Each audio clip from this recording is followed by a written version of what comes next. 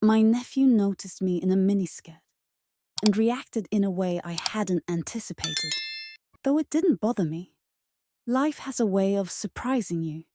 One moment, everything seems routine, and the next, you're caught off guard by something unexpected. The day had started like any other lazy Saturday, filled with mundane chores. But as I soon realized, some days can take a sudden turn. That afternoon, sunlight poured through the living room windows, casting a warm, golden glow on the hardwood floors. The house was quiet except for the faint hum of the dryer in the laundry room. I had just finished folding a stack of towels and was about to tackle the closet, a task I'd been avoiding for weeks. It's one of those jobs that seems simple at first but quickly turns into a major project. When I opened the closet doors, I immediately regretted it. Inside was a mess. Clothes I hadn't worn in years hung on mismatched hangers, their collars faded from disuse. Boxes of random items teetered on the top shelf, and shoes I barely remembered owning were scattered on the floor. With a sigh, I rolled up my sleeves and began sorting through it all. As I worked, I came across something I hadn't seen in years. A black, shiny miniskirt. It brought back memories of my younger, more carefree days when I'd wear it out dancing, free from the aches and pains that come with age. Holding it up, I felt a mix of amusement and curiosity. Could it still fit? I hadn't worn anything that short in ages, but the skirt reminded me of a bolder version of myself. On a whim, I decided to try it on, more out of nostalgia than anything else. To my surprise, it fit perfectly, hugging my curves in a way that felt both comfortable and slightly embarrassing. When I looked in the mirror, I barely recognized the confident woman staring back at me, a stark contrast to the person who had spent years buried in routines and responsibilities. I laughed softly, smoothing the fabric over my thighs. "Still got it," I murmured, though my cheeks flushed at the thought. Just as I was about to change back into my usual comfy clothes, the doorbell rang. My heart skipped a beat. Who could that be? I wasn't expecting anyone. My first instinct was to ignore it, but the bell rang again, more insistently this time. Reluctantly, I grabbed a loose cardigan from the bed and threw it on, hoping it would tone down the outfit. When I opened the door, I was greeted by my nephew Liam, now 21. He wasn't the scrawny teenager I remembered, but had grown into a confident young man with broad shoulders and an easy charm. He stood on the porch with a bag of tools slung over one shoulder and a playful grin on his face. "Auntie," he said warmly, "you called about the leaky sink, remember?" I had completely forgotten about the sink. As I stepped aside to let him in, I noticed a brief flicker in his expression as his gaze dropped for a moment. He quickly looked away, his cheeks tinged with color. "Oh, right," I said, trying to sound casual. "Thanks for coming. The bathroom's down the hall." As he walked past me, I felt a subtle shift in the air, an unspoken tension that I couldn't quite place, but was undeniably there. I couldn't quite pinpoint it, but there was something there, a feeling I couldn't ignore. I brushed it off, telling myself it was just my own self-consciousness. After all, I wasn't exactly dressed for visitors. And at that moment, a thought crossed my mind. Had I unconsciously chosen the skirt because of him? I quickly shook my head, dismissing the idea. No, that couldn't be true. Liam began working on the sink, while I returned to the bedroom to finish organizing the closet. But as I sorted through old clothes, I couldn't shake the sense that something was off. There was a subtle shift in the air, though I couldn't quite define it. I told myself it was just my imagination, but the thought lingered. Had I really picked this skirt without thinking of him? I shook my head again, refusing to believe it. Liam was busy with the sink, and I tried to focus on my task. But as I sifted through the pile of clothes, the strange energy in the house made me hyper-aware of every sound and movement. I tried to push it aside and concentrate, but then Liam's voice called out from the bathroom, interrupting my thoughts. "Auntie, can you give me a hand for a second?" I walked down the hall and entered the bathroom. Liam was crouched by the sink, his sleeves rolled up, revealing his strong forearms. The atmosphere in the house felt unusual, almost charged, and it made me acutely aware of every little noise and motion. I tried to ignore it and stay focused, but Liam's voice broke through again. "Auntie, can you help me with this real quick?" he asked, holding up the sweater I'd been folding earlier. I stepped into the bathroom, where Liam was kneeling by the sink, a wrench in his hand. The small space felt even tighter with both of us inside, and I had to resist the urge to step back. "What's up?" I asked, keeping my tone casual. "I think the pipe's stuck," he said, pointing to the faucet. "Can you hold this while I try to loosen it?" I nodded, leaning in to grip the faucet as he instructed. As he worked, our shoulders brushed, and I felt a warmth radiating from him that caught me off guard. The closeness was innocent, but the air between us felt charged, as if we were both acutely aware of how near we were to each other. Liam glanced at me, his eyes lingering for a moment before he looked away. "You look nice today," he said casually, though there was something in his voice I couldn't quite place. "Thanks," I replied, my cheeks flushing. "It's just an old skirt I found in the closet. I was planning to donate it." "Well, it suits you," he said, a small smile playing at the corner of his mouth. I laughed lightly, straightening up as he finished tightening the last bolt. "All done?" he said, standing and brushing his hands on his jeans. "It should be good as new." "Thanks," I said, stepping back to give him some space. "You're a lifesaver." Liam leaned against the counter, his gaze fixed on me. "You know, I don't think I've ever seen you wear something like that before," he said. I froze, unsure how to respond. His tone wasn't teasing. It was soft, almost thoughtful. I tugged at the hem of the skirt, suddenly feeling self-conscious. "It's just an old thing," I said quickly. "Nothing special." He didn't say anything for a moment, just looked at me with an expression I couldn't quite decipher. Then he smiled, his usual easygoing grin returning. "Well, it looks good on you," he said, his voice low. The words hung in the air heavier than they should have been. I quickly turned to leave the bathroom, my heart racing for reasons I couldn't fully understand.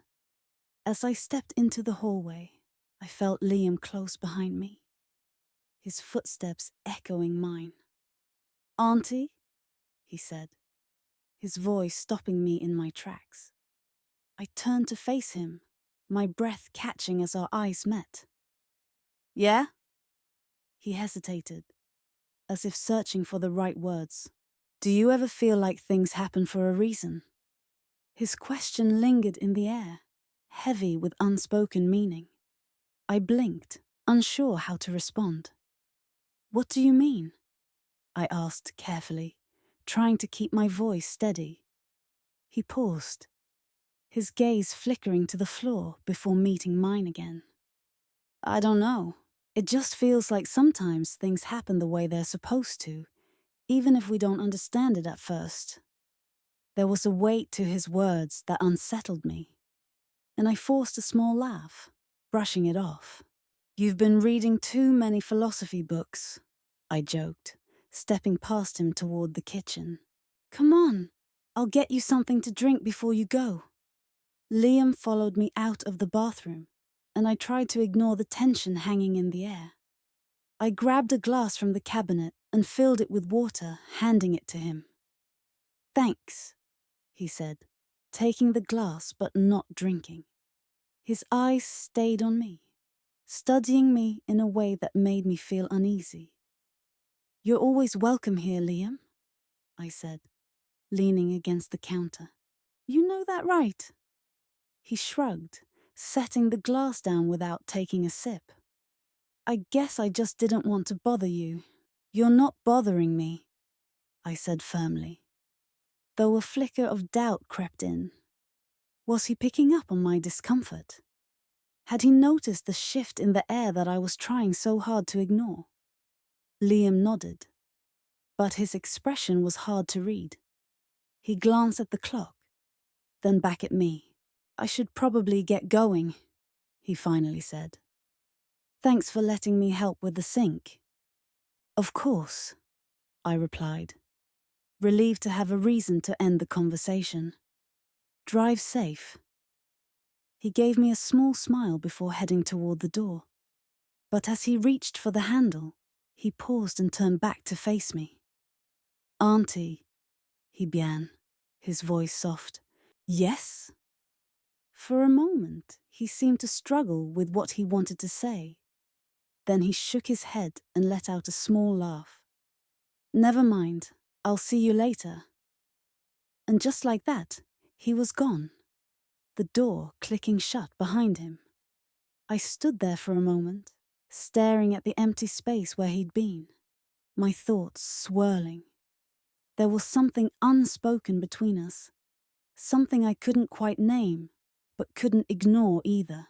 It was unsettling, confusing, and I hated how it made me feel. I thought it was over, but no, this was just the beginning. I had no idea what would come next. I tried to push the thoughts out of my mind and get back to my chores, doing anything to distract myself. But no matter how hard I worked, I couldn't stop thinking about Liam's words and the way he'd looked at me. That night, as I curled up on the couch with a cup of tea, I finally let myself think about it. Was I overreacting? Had I misinterpreted his intentions? Liam was family. Surely he didn't mean anything by it. But the memory of his lingering gaze, the soft tone of his voice, and the hesitation in his words refused to fade.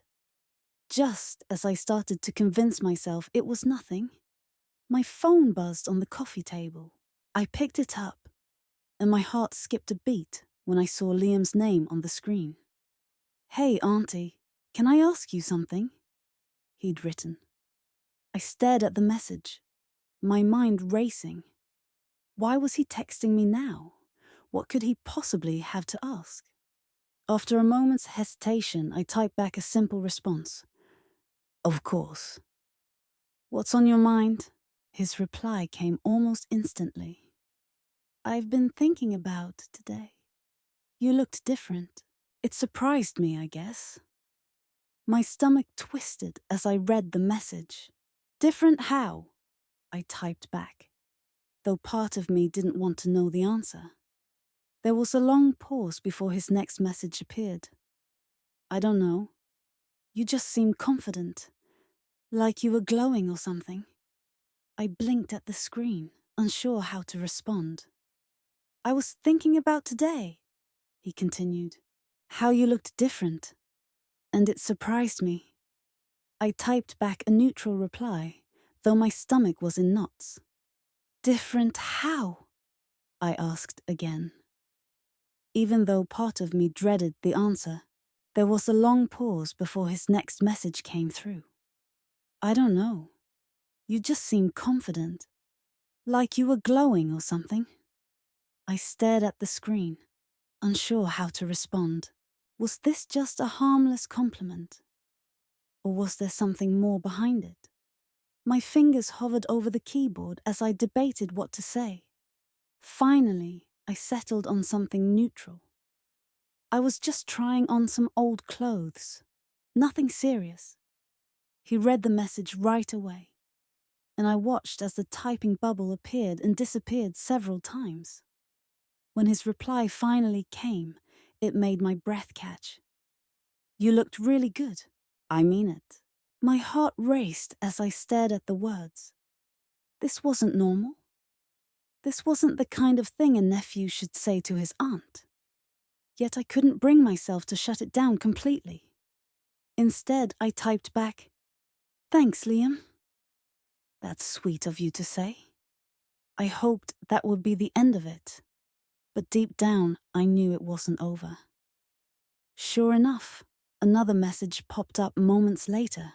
"I don't know if I should say this, but I felt something today. Did you?" My breath hitched, and my fingers trembled as I read the message. I felt like I was stepping into dangerous territory, and I didn't know how to handle it. Liam wasn't just anyone. He was family. Whatever he thought he was feeling, it wasn't right. But instead of shutting him down immediately, I hesitated. Finally, I typed back, "Liam, I think you're confused. Whatever you're feeling, it's not real. It's just misplaced." His response came quickly. "Maybe, but I can't stop thinking about it. I'm sorry if this makes you uncomfortable. I just needed to tell you." I set my phone down, my hands shaking. The room felt colder, the air heavier. What had started as a simple visit to fix a sink had turned into something I couldn't quite understand. I wanted to believe Liam would let it go, that he'd move past whatever this was. But as I sat there staring at the unanswered message on my phone, I couldn't shake the feeling that this was only the beginning. The next morning I woke up with a heavy feeling in my chest. The sunlight streaming through the curtains felt intrusive, as if it were shining a spotlight on everything I didn't want to face.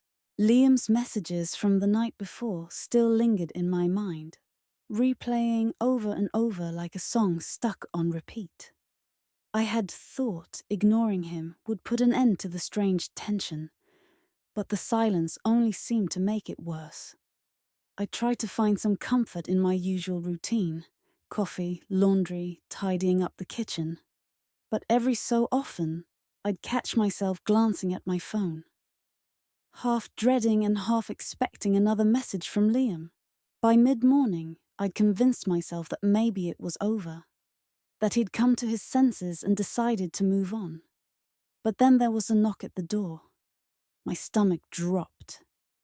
It was too early for mail, and I wasn't expecting anyone else. A nervous energy bust through me as I made my way to the front door. When I opened it, there he was, Liam, standing on the porch with his hands shoved deep into his pockets. His posture was casual, but uncertain. "Liam," I said, my voice betraying my surprise. "What are you doing here?" "I was just in the area," he said quickly, his words tumbling out in a way that didn't sound convincing. "Thought I'd stop by." I stared at him, trying to figure out what he was thinking, but his expression was hard to read. "You live 20 minutes away," I pointed out, stepping aside to let him in. "Since when do you come to this neighborhood?" He shrugged, avoiding eye contact. "I just wanted to check in, see how you're doing." I closed the door behind him, feeling uneasy and a little frustrated. "I'm fine," I said, crossing my arms. "You could have texted me." "Yeah, I know," he replied, glancing around the room and fidgeting slightly. "I just needed to see you." My heart raced as I tried to figure out how to respond. The tension in the air was palpable. I took a deep breath and said, "Liam, we need to talk." He looked at me, his expression unreadable. "What you said last night, it's not appropriate." You're my nephew. Whatever you're feeling, it's not right. I know, he said quickly, his voice tinged with frustration. I've been telling myself that over and over, but it doesn't change how I feel. I shook my head, taking a step back, as if putting distance between us could ease the tension. You're confused. You're projecting something onto me that isn't real. It feels real, he said, stepping closer. I can't stop thinking about you, Auntie. You're everything. His words hit me like a punch to the stomach, and my mind scrambled for the right response, something that would end this without crushing him. Liam, listen to me, I said firmly. This isn't love. It's misplaced affection. I care about you, but not in the way you're thinking. Look, I feel the tension too, but we have to ignore it. He ran a hand through his hair, clearly frustrated. I'm not asking for anything, okay? I just needed you to know. I needed to say it out loud. Well, you've said it, I replied, my tone sharper than I intended. And now you need to stop. For a moment, neither of us spoke.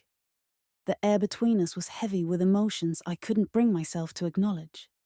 Finally, Liam nodded, his shoulders slumping in defeat. Okay, he said quietly.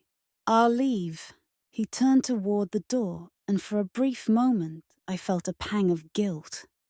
He looked so young and vulnerable, and I hated the thought of pushing him away. But I knew it was necessary. This was a line that couldn't be crossed, no matter how much it hurt to enforce it. Liam! I called out just as he reached the door. He stopped and glanced back over his shoulder. Yeah, I care about you, I said softly. He nodded, his expression unreadable. I care about you too, Auntie, he replied. And with that, he was gone, leaving behind an emptiness I couldn't quite explain.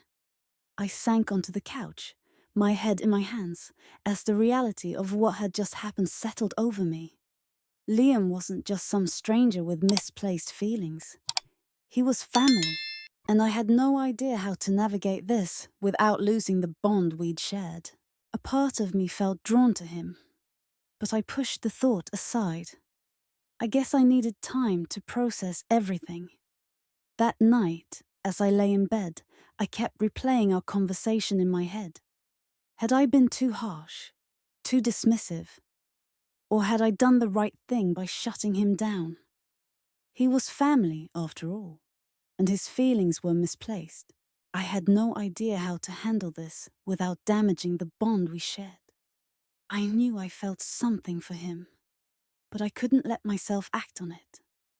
I needed time to think. As I lay there, questions swirled in my mind, refusing to let me rest. When my phone buzzed on the nightstand, I felt a mix of dread and anticipation. Sure enough, it was Liam. I'm sorry. I didn't mean to make things harder for you.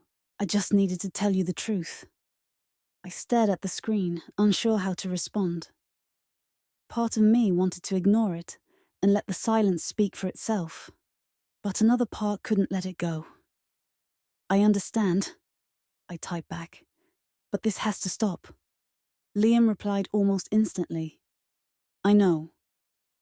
I'll try, but I can't promise it'll be easy. I set the phone down, my hands trembling. This wasn't over. I could feel it in the pit of my stomach. An unshakable certainty that this was only the beginning of something far more complicated than I was ready to handle. The next few days felt like limbo. Liam didn't reach out again, and while I was grateful for the silence, it also left me uneasy. The tension hadn't disappeared. It had just shifted into something quieter and heavier. I threw myself into work, errands, and anything else that could distract me from the thoughts I couldn't escape. But no matter how busy I kept myself, the memories lingered. His words, his gaze, the raw vulnerability in his voice. Just as I started to think the silence might last, he showed up again. It was late afternoon, and I was in the kitchen prepping dinner when I heard a knock at the door. My heart sank immediately, and a familiar sense of dread settled over me like a heavy blanket. I wiped my hands on a towel, hesitated for a moment, and then made my way to the door. When I opened it, there he was. Liam, standing on the porch with his hands stuffed into his jacket pockets. "Liam?" I said, my voice betraying my surprise. "What are you doing here?" "I needed to see you," he said, his voice calm but determined. "I can't leave things the way they are." I stepped aside to let him in, though I felt uneasy about it. "We talked about this," I said, closing the door behind him. "I thought we agreed to take some space." "I know," he said, turning to face me. "I've been trying, but I can't stop thinking about you, Auntie. It's like you're always in my head." I crossed my arms and leaned against the door, trying to stay calm. "Liam, we can't keep having this conversation. You're my nephew. This isn't right." "I know it's not," he said, his voice rising slightly. "But knowing doesn't change how I feel. I care about you more than anyone else, and I can't just pretend that I don't." His words hit me like a punch to the gut, and for a moment, I didn't know what to say. "Come in, Liam," I said, closing the door. "This isn't fair. It's not fair to me or to you. You need to let this go." "I've tried, Liam," he said, his voice cracking slightly. "But I don't know how. You're the only person who's ever really been there for me, Auntie. You've always cared, always understood me in a way no one else does. How am I supposed to just let that go?" I closed my eyes, a wave of guilt washing over me. I wanted to tell him he was wrong, that his feelings were misplaced and temporary. But deep down, I knew this wasn't something that could be fixed with a few simple words. "Liam," I said softly, stepping closer to him. "I care about you too, but not like this. You're confusing admiration and gratitude with something else, and it's not healthy for either of us." He shook his head, his jaw tightening. "You think this is just some phase? That I'll wake up one day and it'll be gone? I think you're putting me on a pedestal," I said, my voice firmer now. "And that's not fair to me. I'm not perfect, Liam. I'm just a person trying to do my best." He didn't respond, just stood there with his hands clenched, his expression a mix of frustration and pain. Finally, he nodded. "Maybe you're right," he said quietly. "But that doesn't make it any easier." "I know," I said, my tone softening. "But you need to take some time for yourself. Focus on your life, your goals. This isn't the path for either of us." He looked at me, his eyes filled with an emotion I couldn't quite name. "You're not going to push me away completely, are you?" "No," I said firmly. "I'll always be here for you, Liam. But we need boundaries. For both our sakes." He nodded slowly, the tension in his posture easing slightly. "Okay," he said. "I'll try." We stood there for a moment, the silence between us heavy but not as sharp as before. It felt like an understanding had been reached, fragile but real. I walked him to the door, and as he stepped onto the porch, he turned back to look at me. "Thank you," he said quietly, "for listening, for not just shutting me out." I smiled a little. "Take care of yourself, Liam," I said as he walked away. I closed the door, leaning against it as a wave of exhaustion washed over me. It wasn't a resolution, not really, but it was a start. For the first time in days, I felt a glimmer of hope that we might find a way through this without losing the bond we'd always shared. But that hope was short-lived. Later that evening, just as I was settling in for the night, my phone buzzed. I picked it up, expecting a message from a friend or a work reminder, but it was from Liam. "I'm sorry, Auntie.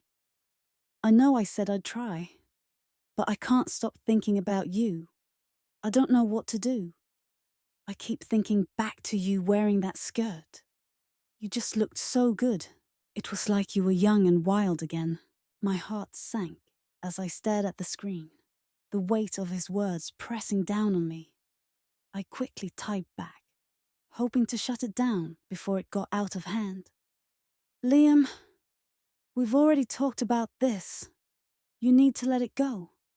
And yes, I know I looked good wearing that skirt. I felt wilder too, to be honest." His reply came almost instantly. "I'm trying, but it's like the more I try, the harder it gets. I need to see you."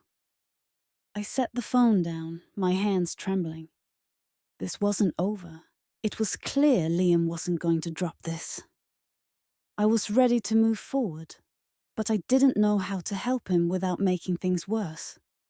That night, as I lay in bed staring at the ceiling, I felt a deep sense of worry. Maybe I needed to invite him over so we could talk, and maybe even address more than just words. The next morning, I woke up to the sound of my phone vibrating on the nightstand. I groaned, rolling over to check the screen, expecting a work email or a reminder. Instead, it was a message from Liam. I was ready to move on, but I didn't know how to help him without making things worse. As I lay in bed that night, staring at the ceiling, I felt a growing sense of unease. Maybe I needed to invite him over so we could talk, and maybe even confront more than just words. The following morning, I woke to the sound of my phone vibrating on the nightstand. I groaned, rolling over to check the screen, expecting a work email or a reminder. Instead, it was Liam's name flashing across the display.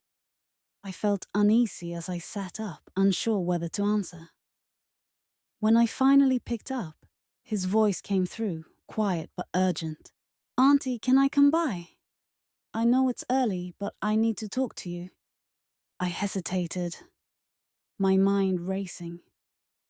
I wanted to tell him no, and insist on more space between us. But something in his tone, vulnerable and almost pleading, stopped me. "All right," I finally said. "I'll come over." He arrived within half an hour.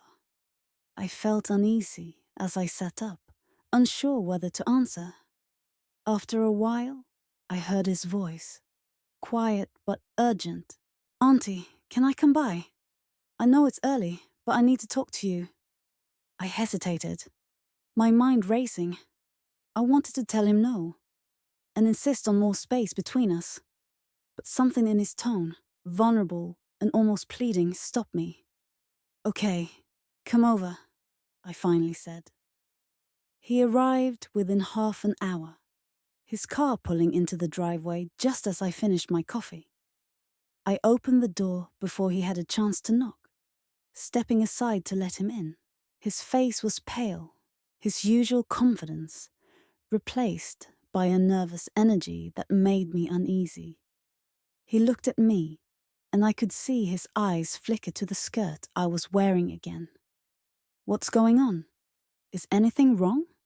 I asked as he stepped into the living room. He shoved his hands deep into his pockets, pacing around the room like he was trying to gather his thoughts. Finally, he stopped and turned to face me. "I've been thinking a lot," he began, his voice strained. "About us, about everything I've said." I interrupted, my tone firm. "Liam, we've already talked about this. I thought we agreed to take some space." "I know," he said quickly, holding up his hands. I've tried, I swear, but it's not working. I can't stop thinking about you, Auntie. Every time I try to move on, it just comes back. I sighed, crossing my arms as I leaned against the back of the couch. Liam, I care about you, but this isn't healthy. You're holding onto something that isn't real. He shook his head, his frustration evident. It feels real to me, and I know you feel something too. You didn't deny it. I froze. What are you talking about? He stepped closer. The way you look at me, Auntie. That's what's been driving me crazy. I need to know the truth. I felt the ground shift beneath me, a wave of guilt and confusion washing over me. Liam, this isn't about feelings. It's about what's right and wrong. You're my nephew. Whatever you think this is, it can't happen. His shoulders slumped, his gaze dropping to the floor. In a quiet voice, he said, I know it's wrong, but I had to say it. I had to let you know how I feel, even if it means losing you. You're not going to lose me, I said, my voice softening. But you need to let this go, for both our sakes. The silence that followed was heavy, the air between us charged with unspoken emotions. Finally, Liam nodded, his expression one of resignation. Okay, he said. I'll try. I turned to face him, crossing my arms as if the gesture could shield me from the weight of the moment. I know it's wrong, he said quietly, but I had to say it. I had to let you know how I feel, even if it means losing you. You're not going to lose me, I said, my voice softening. But you need to let this go for both our sakes. The silence that followed was heavy, the air between us charged with unspoken emotions. Finally, Liam nodded, his expression one of resignation. Okay, I'll try, I said, turning to face him, crossing my arms as if the gesture could shield me from the storm brewing in his eyes. Liam, this isn't right. You know that. Even if we both feel something, it's not right. I know it's not, he said, stepping closer, but that doesn't make it any less real. His presence felt overwhelming, and the air between us was charged with an intensity I couldn't ignore.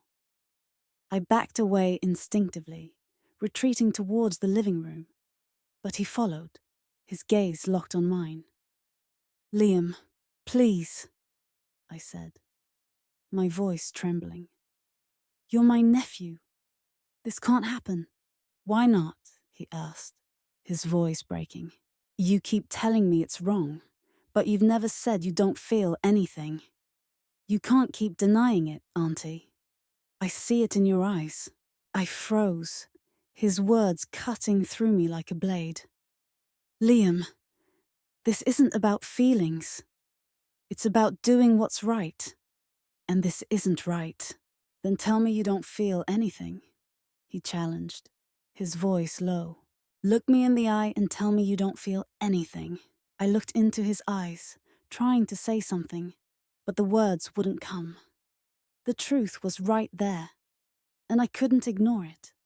My silence was louder than any denial, and I saw a flicker of recognition in his eyes. Auntie? He said, stepping closer. His hand reached out and touched mine, and I felt a jolt. I care about you more than I've ever cared about anyone. I opened my mouth to respond, but no words came. The truth was undeniable, and I couldn't pretend otherwise. He moved closer, his hand still on mine, and I felt a shock run through me at his touch.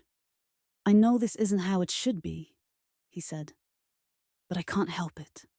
I don't think you can either. I should have pulled away, told him to leave, but I couldn't. He was looking at me so intently that I couldn't move. It felt like I was giving in to everything we'd been holding back. Liam, I said, my voice barely audible. It feels right. Tell me I'm wrong, he said, his voice trembling. Tell me to leave, and I will. His hand lingered on mine, warm and steady. I looked up at him, my breath catching as our eyes met.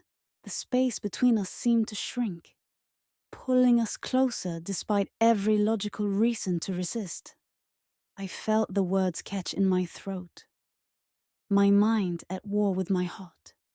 But before I could say anything, he leaned in, his lips brushing against mine in a kiss that was both tentative and charged with emotion. For a moment, I froze, caught in the whirlwind of sensation and disbelief. But then something inside me gave way, and I found myself responding. The weight of our shared tension finally broke as the kiss deepened, his hands moving to my waist, pulling me closer.